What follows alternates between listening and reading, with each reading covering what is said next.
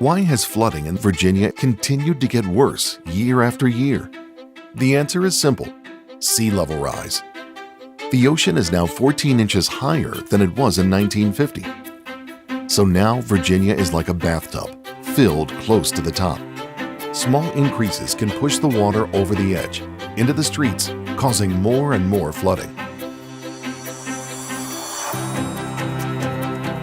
We see this the most in October and November, when the moon is closest to the Earth, causing high tides to be up to 1.5 feet higher than normal high tides. This increase, added on top of 14 inches of sea level rise, can cause flooding even on sunny days.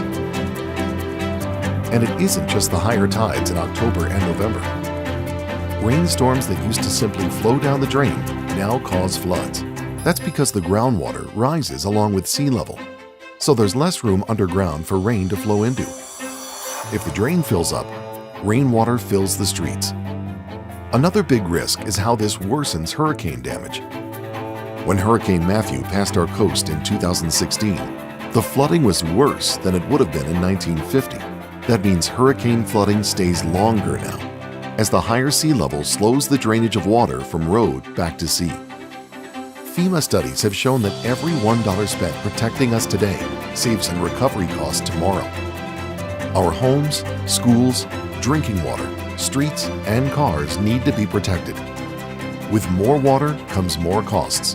Cities and counties are spending more taxpayer dollars today trying to deal with rising seas. While this costs us money today, it is a smart investment.